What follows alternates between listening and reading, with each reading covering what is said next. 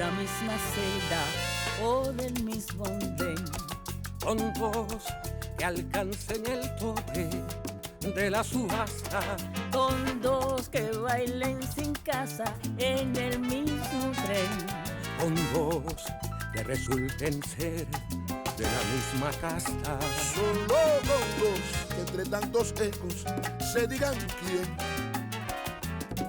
con dos que se nos parezcan en la canasta, con dos que tengan el alma como de 100, con dos que se quieran bien, con dos que se quieran bien, con dos que se quieran basta.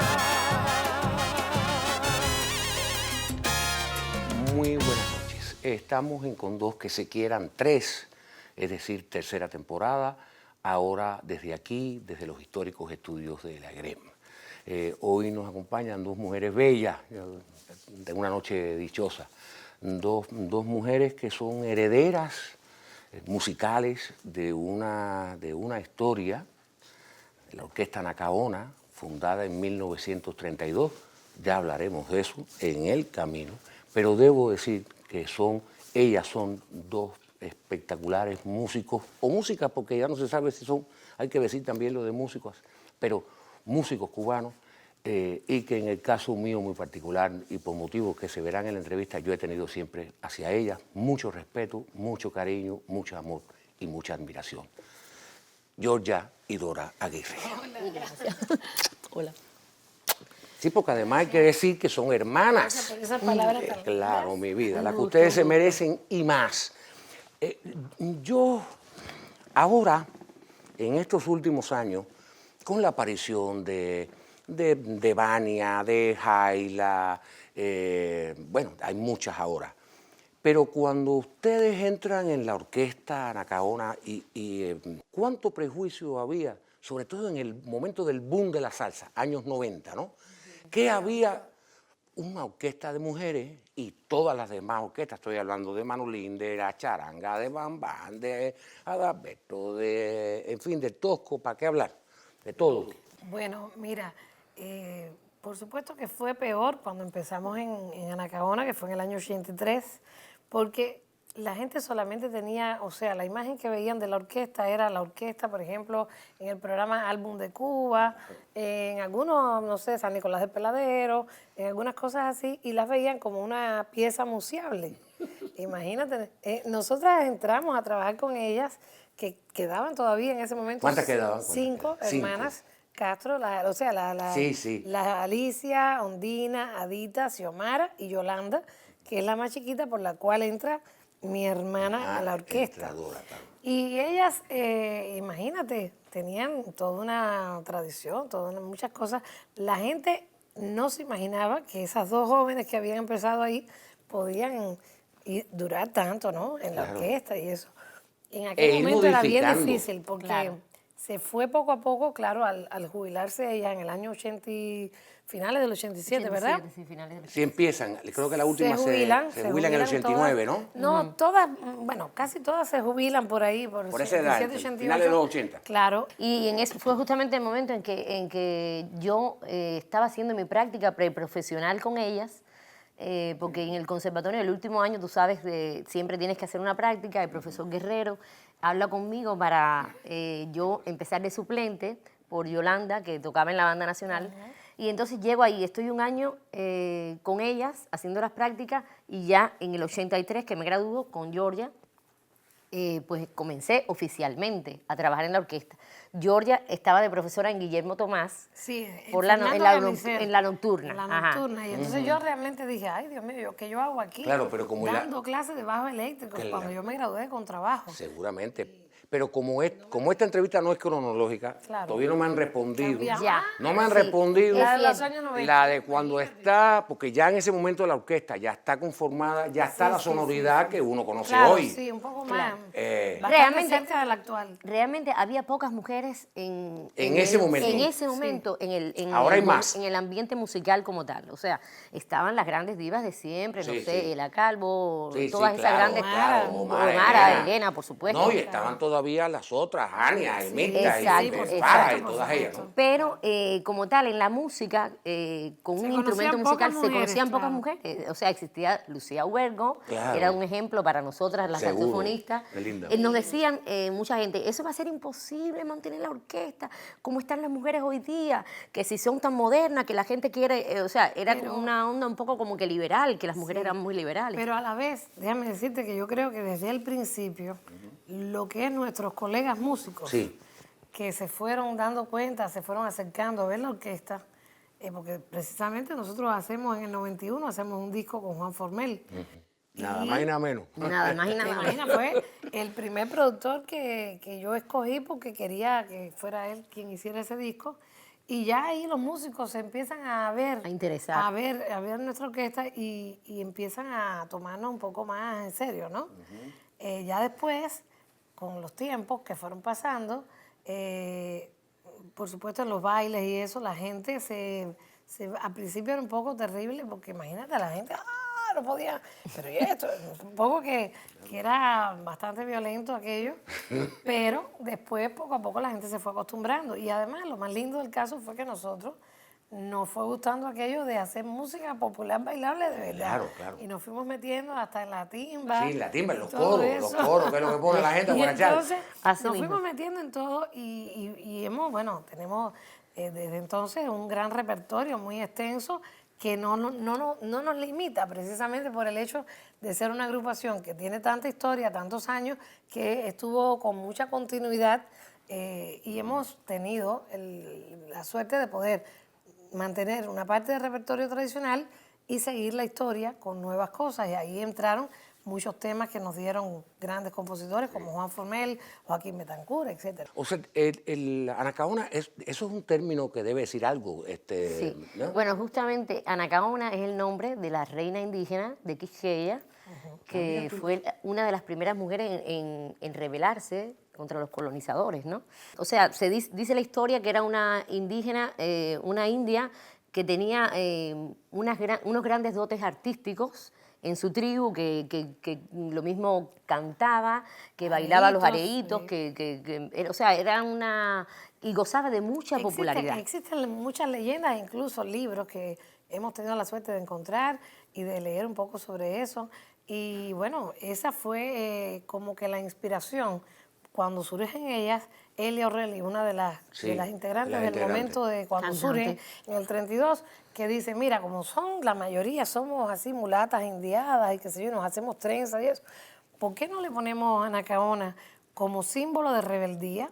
Porque en realidad somos ahora mismo el primer sexteto, era el primer sexteto femenino. Sí, porque era un sexteto, después eso pasó a Big Bang, ¿no? Claro, ya después, en el o año atípica 34, después. en el año 34 Así en todos los formatos. empiezan a cambiar porque efectivamente la música va evolucionando. Además, había muchísima influencia de la música americana. Empiezan a surgir otras orquestas, como también están la Orbe, la Ensueño, las hermanas Álvarez, las hermanas Mezquida. Dijeron algunos nombres que yo he leído, porque yo tuve la suerte de que me prestaran este libro, que es una verdadera lástima, que solamente está en inglés está en inglés, en alemán y en italiano. Y en italiano. Pero y no está en tenemos español. la suerte La que está en historia de español. una orquesta Cubana. nuestra. Fíjate. Bueno, aquí hay una cosa que yo quiero, pues, la historia es muy bonita, pero en algún momento ahí leí que ellas sufrieron por su misma mulatez. Sí. Ellas sufrieron el racismo de la época. Sí, discriminación. Ya no existe eso.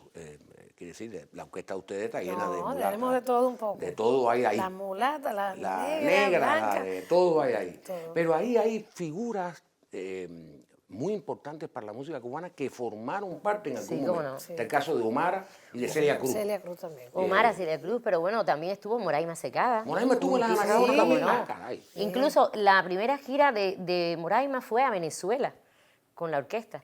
Y bueno, también estuvo África Domés. Celia Cruz fue a Haití con la orquesta. O sea porque que- además fue en sus inicios. Entonces, Ahora vamos para atrás.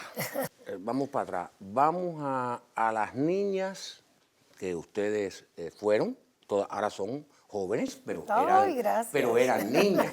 Ahora, tú tocas el saxofón, es decir, hablaste de Lucía, ¿no? Tremendo, Sí. un ejemplo, tú sabes, tremendo.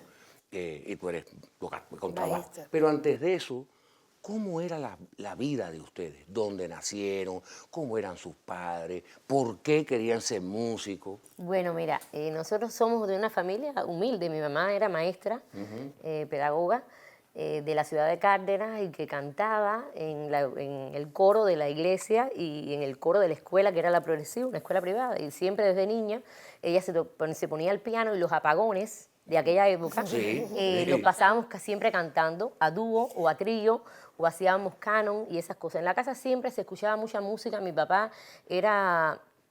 estaba en el Ministerio primero de la Industria Azucarera, en el MINAS, y después pasó un curso de producción y se convirtió en productor del ICAI. Después camarógrafo. Fue camarógrafo, fue de todo en el ICAI, después, hasta sí, que llega a la televisión y es actualmente, bueno, director documentalista, Sí. Jorge Aguirre, que Sí, claro. ha ganado varios premios y eso. Pero bueno, siempre en la casa hubo mucha vocación por el arte. En mi casa siempre llegaba una visita y las niñas tienen que cantar.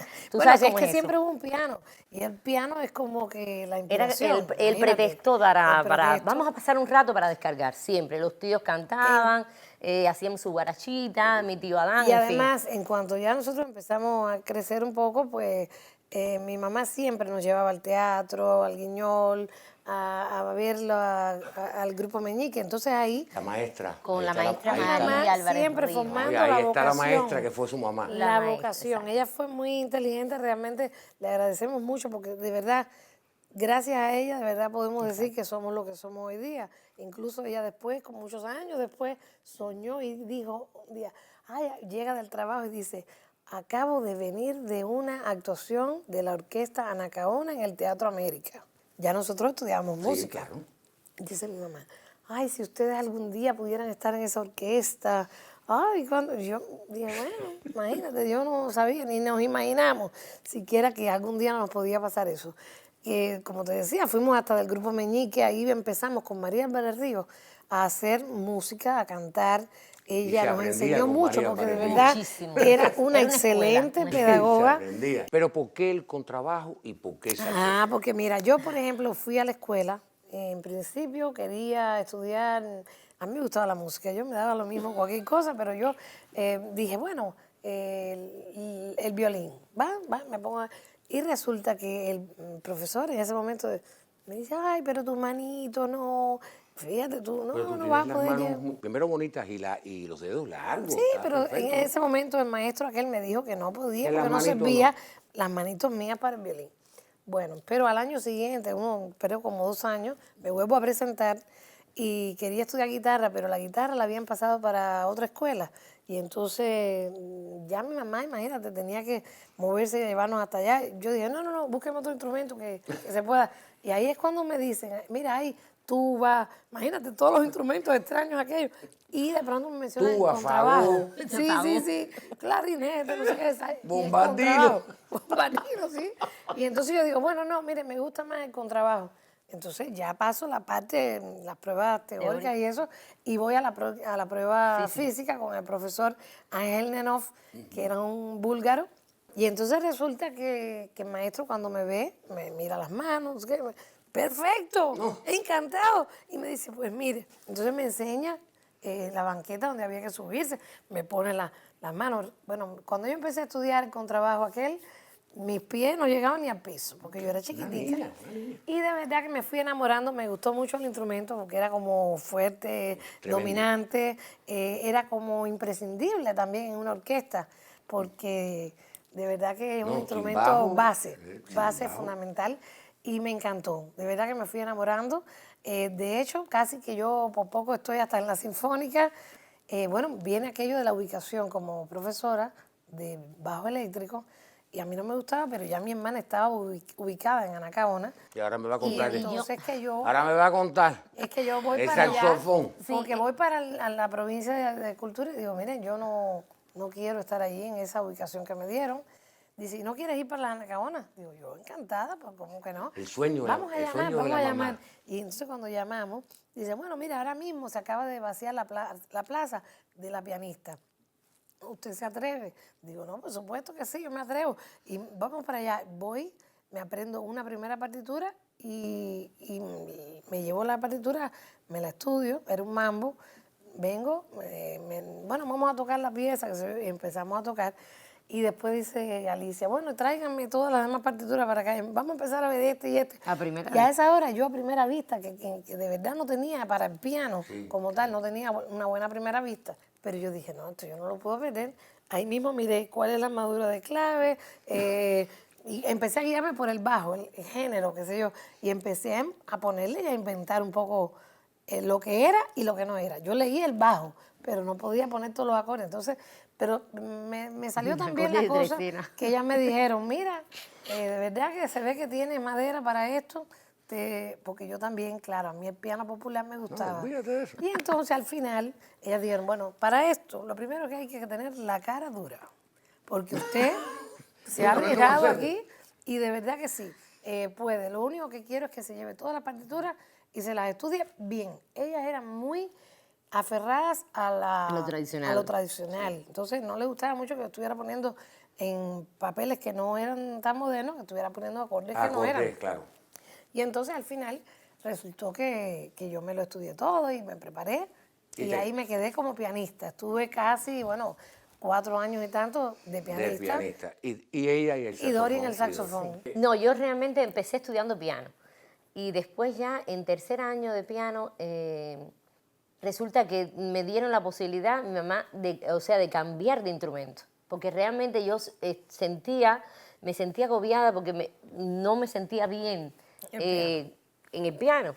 Ya. Y entonces yo dije, bueno, no, yo quisiera un instrumento de viento. Me dijeron flauta. No, yo quiero saxofón. Porque me gustaba El sonido. el sonido del instrumento. Era algo como que muy dulce, muy romántico y sentía que había un Sí, bien encanto. tocado es una maravilla. Había un encanto detrás de eso, ¿no? Y entonces, bueno, así es que empiezo el saxofón. Y bueno, hasta que me gradúo. Justamente en el momento en que yo empiezo a estudiar el saxofón, varias muchachas se sumaron y comenzó entonces como que fue como que una moda, ¿no? Había de momento 6 estudiantes, hembras, estudiando en el conservatorio el saxofón. Me graduó y ya te digo, el año anterior a graduarme, me dice el profesor Guerrero de Historia de la Música, óyeme, él nos decía en bonche en la escuela, A nosotros las futuras Anacaona, él era como que era como que un filósofo, no sé, ¿Pero qué? Pero también era espiritista, porque Ah, bueno... sí, yo no sé. increíble.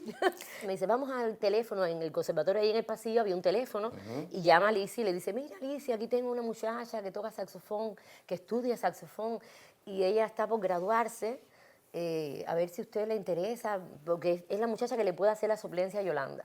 Recuerdo que fue muy simpático porque ella me dicen, mira, estas son la carpeta, y había que leer a primera vista, y para mí fue realmente la escuela, cuando yo llegué allí fue como que descubrir un mundo diferente, porque tú sabes que vienes del conservatorio con el conocimiento de la técnica, pero allí era enfrentarse, por ejemplo, en la Jazz Band teníamos que tocar música de Duke Ellington, de Glenn Miller, cosas preciosas. Y empieza la dicción y todo aquello. Empezaba a trabajar con la dicción, con las cosas que el instrumento llevaba. Yo recuerdo, eso fue muy rápido, todo fue muy rápido en esa semana y ya había que tocar. Claro. Y ellas se quedaron sorprendidas de ver lo bien que Dori pudo rápidamente ponerse en dedos para poder tocar. Fue y tocó y cuando Cuando pocos regresé, días, me dice ella, mire, aquí tome sus 40 pesos de su actividad. Y yo me quedé fascinada. Yo dije, pero ¿cómo que 40 pesos? Porque te acuerdas que en aquella Sí, época yo sé. aquello era un dineral, una fortuna. No, tremendo. Y entonces recuerdo que cuando llegué a la En casa, los 80. le digo a mi mamá y a mi abuelita, mira, abuela, me dieron 40 pesos. Dice mi abuela, pero ¿cómo es eso? Pero de momento, por esa actuación, dice, usted tiene que portarse muy bien y ser muy disciplinada y ganarse esa plaza. Tremendo aquello. Qué rico. pero al final, bueno, resultó Bueno, que, ahí están y que ustedes después son fue las líderes. Yolanda, pero Yolanda después ya era compañera de atril. Pero bueno, llega el momento en que ya cae sobre ustedes la responsabilidad. Ya se retiran todas. Sí, sí. ¿Cómo ustedes de pronto dicen, esto hay que ponerlo a moverse con las armonías Claro. que me han enseñado en la escuela. Claro. O sea, y con lo que yo estoy oyendo en la calle y con lo que está pasando. Mira, yo creo que en realidad fuimos muy afortunadas. Primero porque es cierto que no teníamos mucha experiencia, pero teníamos como que muy claro lo que queríamos hacer. Y tenían conocimiento, y Y tenían teníamos, escuela. Sí, claro, sí, claro, la escuela, teníamos la los escuela. psicólogos, Y sí. además teníamos una formación del hogar que era vital, o sea, en torno, que la orquesta era una familia, un núcleo, y eso nosotros lo logramos transmitir a las muchachas que fueron llegando, con un formato muy raro, porque teníamos una flauta, un alto y un tenor, era la única cuerda de viento que teníamos. Pero bueno, siempre hablamos con, me acuerdo que en la Piñeiro éramos Sí. nosotras de las... En la empresa Ignacio Piñeiro. En la Sí. empresa Ignacio Piñeiro éramos de los músicos recién graduados y teníamos, el que nos antecedía era Rafaelito Lai. Y entonces, efectivamente, Rafaelito nos prepara un popurrí y nos dijeron la audición, eso fue como en enero, la audición va a ser en mayo. Y nos preparamos y tuvimos el apoyo, ¿cierto?, Sí. de mucha gente maravillosa que hoy por hoy recordamos siempre, no sé, Luis Carbonell, el maestro que fue como un padre para nosotros. Fue bueno. también, no sé, Muy bueno, decirte, muy bueno. Yo lo el mismo adoraba. Richard Ewe, Richard, Maestros, Barona, el maestro Jorge Barona en la trompeta. Y un Luis músico joven Álvaro. también, Willy Agüero, que era muy joven también, pero que pudo también ir, porque en ese momento justamente decimos, bueno, aquí si vamos a mantener la orquesta tenemos que tratar de mantener una parte de ese repertorio tradicional, pero no nos podemos quedar estáticas, hay que empezar a montar temas nuevos. Y ahí mismo empezamos a seleccionar obras que nos empiezan a traer algunos compositores y empezamos a hacer arreglos nuevos con nuevas sonoridades, poniendo y empezamos así buscando, poco a poco se fue incrementando, como por ejemplo el teclado.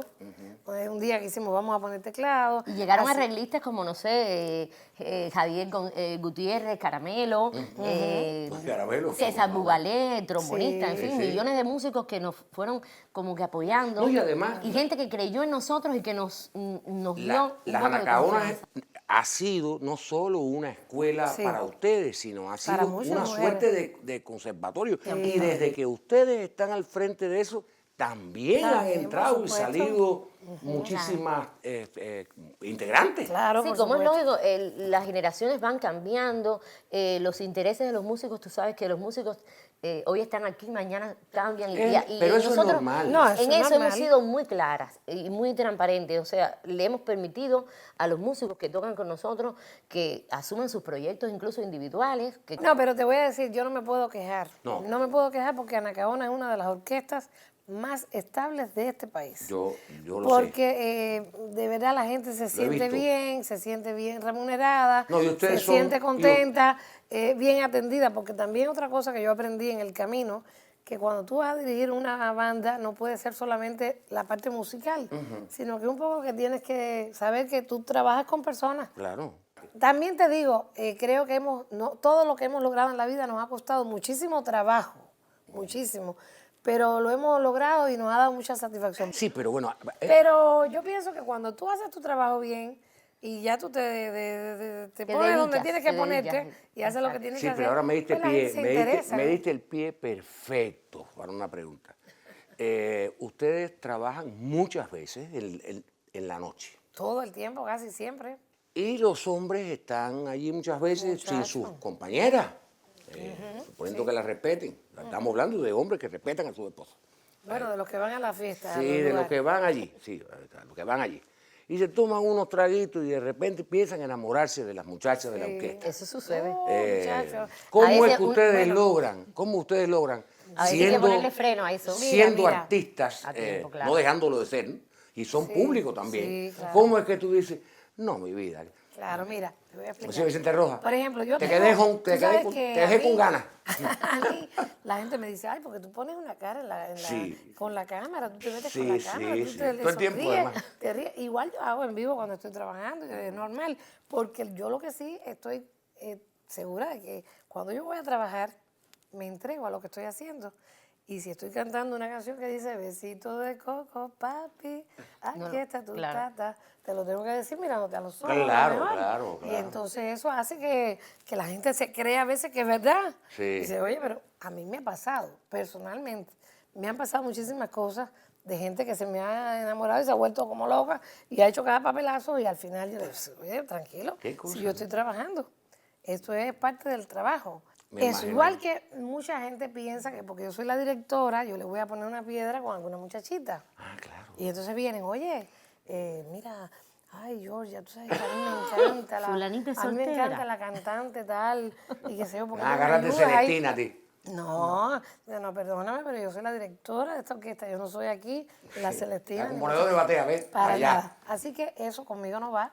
Y sencillamente al contrario, trato siempre de cuidar mucho a las muchachas, les explico, les digo que hay que tener cuidado. Sí, porque a veces entran muy jóvenes y no conocen el ambiente. Efectivamente, Exacto. la gente no conoce y en este ambiente, claro, cuando uno está de fiesta y todo está, es muy lindo todo de noche, ya después al otro día, la gente dice, ay Dios mío, las cosas no son Las así. cosas que son Por así. lo tanto, uno tiene que cuidarse mucho porque además siempre les digo a las muchachas, cuando uno entra en Anacaona, bueno, yo pienso que hay muchos lugares que pasa, Sí. pero cuando uno entra aquí, ya tú dejas prácticamente tu nombre ya no existe, ya eres Anacaona. Ya eres Anacaona, claro. Entonces, lo que haga mal una puede repercutir en todas, en la orquesta completa. Claro. Y por eso es que siempre les digo, miren, hay que cuidarse. Yo digo, cuando nos subimos al escenario tenemos que mirarnos y reírnos de verdad, disfrutar de verdad lo que estamos haciendo, no que sea una Teatro. falsedad o un Claro. teatro.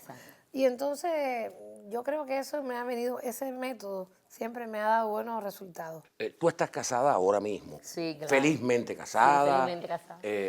Tú- Ya voy a cumplir casi 20 años de casada. Eso es cantidad. Y tenemos una niña. Tienen una niña. Una niña que tiene 18 ¿Es tu única años. hija? Nuestra única hija. Él tiene 2 hijos Ya. imaguas de su primer Ah, matrimonio. qué maravilla. Ya él es abuelo.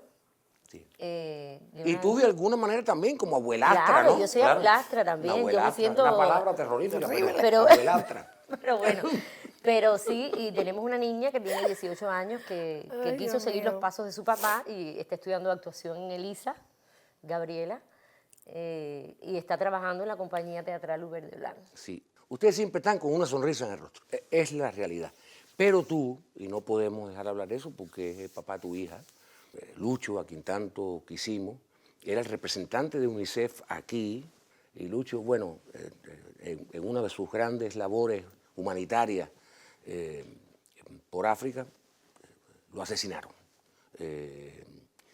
¿Cómo es? Tú estabas muy enamorada de él, es decir, hablaremos de tu esposo de él, no se puede poner celoso. Sí, no, mira, yo digo que me considero una mujer muy afortunada y he tenido la suerte de tener hombres maravillosos en mi vida. Uno de ellos fue Lucho, Lucho. el padre de mi hija, Lucía. De verdad que fue un hombre maravilloso que además nos ayudó muchísimo a Anacaona porque él era un melómano, era un hombre que le encantaba la música a pesar de que era un funcionario de Naciones Unidas. Y bueno, sí, efectivamente, todo el mundo, pasan los años, pasa mucho tiempo, la gente todavía lo recuerda, me preguntan Era hasta en muy la calle, querido, era muy porque querido. era una persona querida que hizo mucho por este país. Mucho. Y que además por la cultura y a través de la cultura que conoció, fue enamorando al mundo para buscar fondos para Cuba y para tantos proyectos que él hizo y que de verdad que hoy por hoy todo el mundo, ya te digo, lo recuerda.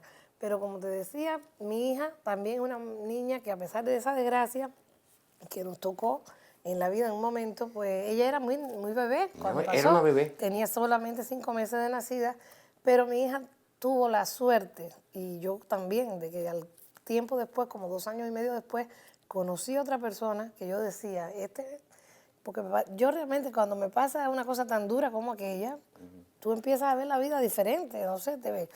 Porque claro, en el momento se te derrumban muchos sueños, muchas cosas que tú tienes, y creo que la orquesta fue fundamental para poderme apoyar en ese sentido, y el motor fundamental fue mi hija, que fue la que determinadamente dije, no, yo tengo que volver a subirme al escenario, porque yo estaba recién parida y estaba de licencia incluso. Y yo dije, tengo que volver a subirme al escenario, tengo que volver y continuar mi carrera y continuar mi historia. Y así fue. Que conociste a... Y conocí, 2 años y medio después, conocí a mi marido actual, que ya llevamos 16 años. Sí, ya. Vamos para 17 este año. Sólida. Es una persona que vino a darle la luz a mi vida, la paz, porque Y yo hacer me el- sentía y a muy mal. convertirse en el papá Vino a también de convertirse tu en hija. el padre también de mi hija. Yo le digo a mi hija que ella es muy afortunada. Tuvo la suerte de tener 2 papás. Desde chiquita, después que ya empezamos a consolidar nuestra relación, me di cuenta que este era el hombre ideal y que realmente podía también ayudar mucho a la formación de mi hija, y así ha sido. De hecho, también entonces él, que no era del mundo del arte, yo lo metí en el mundo del arte porque además andaba ya con nosotros, y le dije, bueno, pues mira, vamos a hacer algo. Te propongo que pases un curso de producción y otro después de dirección, y así se metió en el mundo y lleva muchos años siendo nuestro representante. Y y qué nuestro bárbaro. manager. Claro. Qué bárbaro. Y de verdad que le estoy muy agradecida porque él ha sido, de verdad, ya te digo, no podemos olvidar las cosas buenas que nos han pasado. Y hay personas que aunque no estén, uno siempre las va a recordar. Cuando ustedes, en algún momento de su día, de su noche, piensan en la vida que han tenido, se sienten felices. Yo sí, chico. Piénsenlo, un compadre espera nada más, fíjate, uno solo. Yo me siento muy feliz. Pienso que me siento incluso, creo que Dios me ha dado muchas cosas lindas, la verdad. Y a pesar de las cosas malas que a todos nos pasan. A todos nos pasan. A todos nos pasan. A veces uno piensa que no, eso no me va a pasar, y te puede pasar porque nadie es infalible. Pero yo creo que yo me siento agradecida de la suerte que he tenido en la vida, de lo que hice, de lo que pude estudiar, de los padres que tuve, de los hombres que he tenido alrededor de mi vida, que a los Y de tus hombres que he compañeros amado, de de mis trabajo. compañeros de trabajo, que también, y de mis compañeras, todas las cosas que he podido, la gente que he podido conocer, los países que he visitado, a través de Anacaona he podido conocer muchas culturas, Sí, muchos realmente. países. Hemos estado, imagínate que en China, te imaginas tú, 34 ciudades de China, que es un país tan inmenso, tan maravilloso. Y de verdad, Sí, realmente yo me siento muy feliz. Sí, o sea, la vida, cuando tú haces un balance, sí, ahí está en el balance. en de ese esto estaba balance hablando. yo pienso que ha sido para nosotros realmente muy favorable. Yo me siento de verdad también muy agradecida a Dios.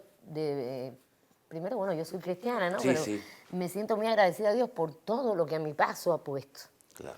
Todas las personas que han llegado, todas las personas que incluso hasta en los momentos difíciles, como decía yo ya, Sí. que suceden, ¿no? Que yo Sí, estuve, siempre sucede. yo estoy además agradecida a este país, Claro. porque pasé por un problema médico bien difícil, yo estoy trasplantada de hígado, y estoy muy agradecida a Dios por la posibilidad de acceder a ese procedimiento que es tan complejo, tan Tan selectivo, costoso. De los tan más complejos. costoso, y además de contar con la sabiduría de tantas personas, de tantos médicos Conmovedores. alrededor, gente tan geniales, o sea, porque nuestro país está lleno de personas maravillosas, y yo pienso que el hecho de ser cubana para mí incluso es un orgullo, es algo que de verdad, yo siempre lo digo, fíjate, yo canto una canción de Jorge Capaz, y la canción de él dice, Se llama De Cuba de Soy. Cuba Soy se llama. Y yo siempre le digo, en un buen día me dio esa canción, y yo agradecidísima, porque yo digo que de verdad, si yo volviera a nacer, quisiera que fuera en Cuba. Porque Qué de verdad bárbaro. que esto es algo tremendo. Bueno, me da muchísima alegría, sobre todo porque la gente dice que la felicidad es un instante. Me Sí. gusta mucho que ustedes hayan casi eternizado Claro. ese instante. Y tú, que estás bien de salud, yo sé que todo ha salido perfecto, que bueno, me da muchísima alegría. Y la otra princesa que quería que se le vienen los zapatos. En cualquier momento vamos a poner la cámara.